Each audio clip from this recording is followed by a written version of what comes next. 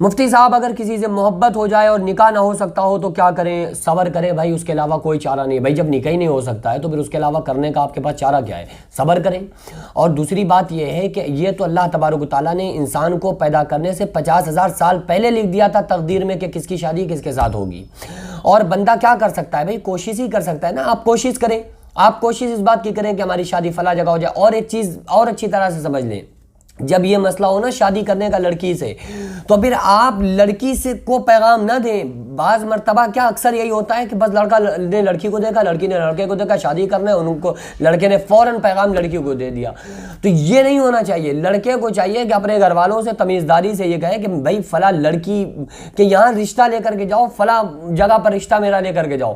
اگر وہ لوگ ایگری ہیں اور راضی ہیں تو پھر ٹھیک ہے، کوئی مسئلہ ہی نہیں ہے، تو پھر آپ کی شادی ہو جائے گی۔ پہلے تو خود ہی لڑکا لڑکی آپس میں فیصلہ کر لیتے نا کہ ہمیں شادی کرنا ہے، لڑکی کہہ رہی ہوتی ہے ہمیں یہاں کرنا ہے، لڑکا کہہ رہا ہوتا ہے ہمیں یہاں کرنا ہے۔ تو پہلے ان کے رشتے خود ہو چکے ہوتے ہیں۔ یہ رشتے ماں باپ کے سامنے تو بعد میں آتے ہیں نا، بعد میں لگ رہی ہوتی ہے۔ آج کل کی جو ارینج میرج جس کو بولا جاتا ہے نا، وہ اصل میں لو میرج بن چکی ہے، کیونکہ پہلے لڑکا لڑکی آپس میں پتہ انہیں سب کچھ ہو چکا ہے اور آپس میں بات چیتیں ہو رہی ہیں، گھر والوں کو پتہ ہی نہیں ہے۔ پھر لڑکے نے دھیرج سے ماں سے کہا، ماں نے جا کر ان کے گھروں میں کہا، رشتہ لگ گیا۔ لوگ سمجھ رہے ہیں ارینج میرج ہے، لیکن وہ ہوتی ہے اصل میں لو میرج ہے۔ تو اسلام نے ان چیزوں کی اجازت ہی نہیں دی ہے کہ آپ لڑکی سے بات کریں، گھمائیں پھرائیں اور رشتے کے نام پہ۔ صرف اسلام نے اتنی اجازت دی ہے کہ جس لڑکی سے رشتہ ہو رہا ہو نا، تو آپ اس کو ایک نظر دیکھ سکتے ہیں کہ لڑکی کیسی ہے، اور اس کو یہ دیکھ سکتے ہیں کہ بعد میں آپ کسی طرح کا اس کے اوپر انگشت نمائی نہ کر سکیں کہ بھائی ہم نے دیکھا نہیں تھا اور ہم پھنس گئے، یہ ہو گیا وہ ہو گیا۔ تو اسلام نے ایک بار اجازت دی ہے کہ بھائی لڑکا لڑکی کو دیکھ لے، لڑکی لڑکے کو دیکھ لے، تاکہ ایک دوسرے کو دیکھ کے پسند کر لیں، ایگری ہو جائیں۔ اس کے بعد پھر دوبارہ دیکھنے کی، بات چیت کرنے کی اسلام ان ساری چیزوں کی اجازت نہیں دیتا ہے۔ تو اس لڑکی کو آپ نے پسند کیا ہی کیوں ہے نا؟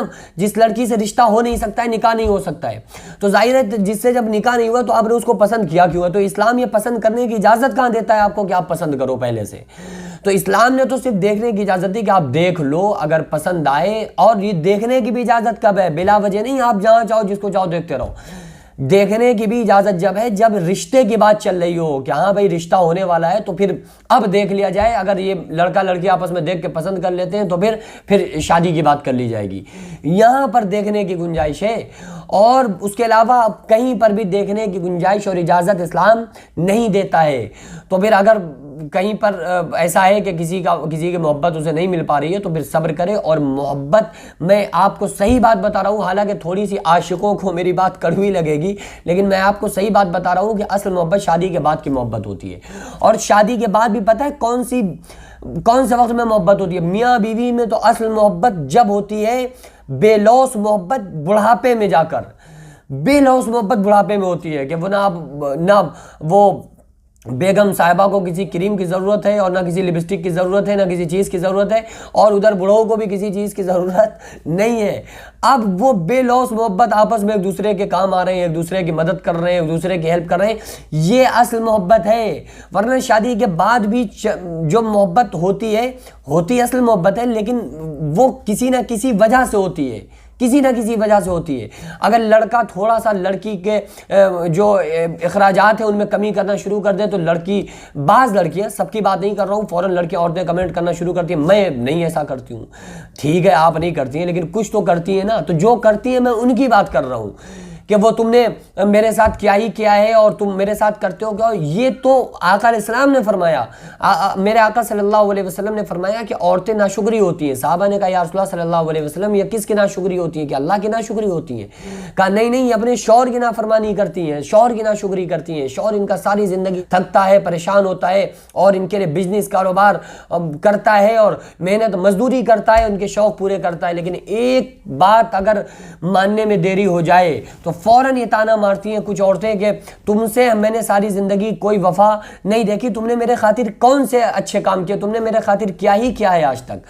تو اس طرح کے جملے، حالانکہ وہ دل سے نہیں بولتی، لیکن اس کی ایک فطری چیز ہے، فطرت ہوتی ہے اس طرح کہ وہ اب شوہر پر حکومت پانا، تو اس لیے ایسے جملے بولتی ہیں۔ لیکن شوہر کو تو دل پر لگتی ہے نا، اس کو تو تکلیف ہوتی ہے۔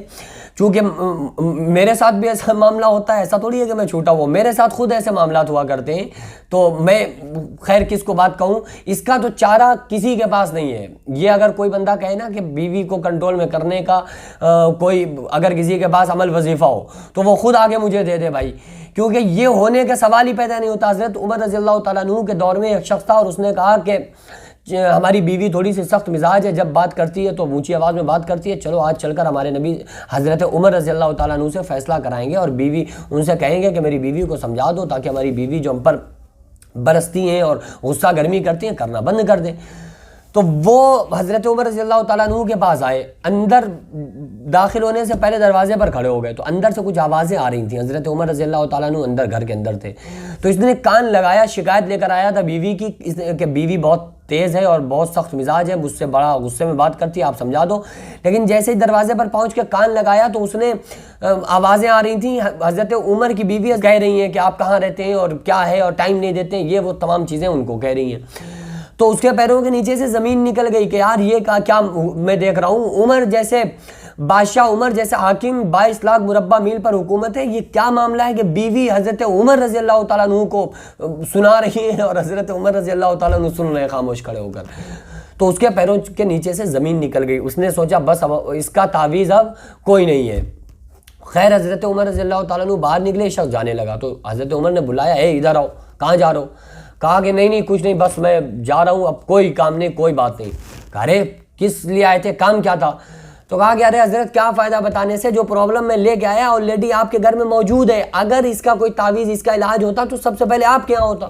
کہا ارے بتاؤ بھی صحیح کیا ہوا ہے؟ تو کہا کہ میں اپنی بیوی کی بات لے کر آیا تھا کہ غصہ گرمی کرتی ہیں، یہ وہ تمام باتیں، تو آپ سمجھا دیں گے تو شاید وہ تھوڑا سخت مزاج سے نرم مزاج بن جائے، لیکن میں نے دیکھا آپ کی بیوی خود آپ کو سنا رہی ہیں اور آپ خاموش کھڑے ہو کر سن رہے ہیں، یہ تو حال آپ کے ہاں بھی یہی مسئلہ ہے۔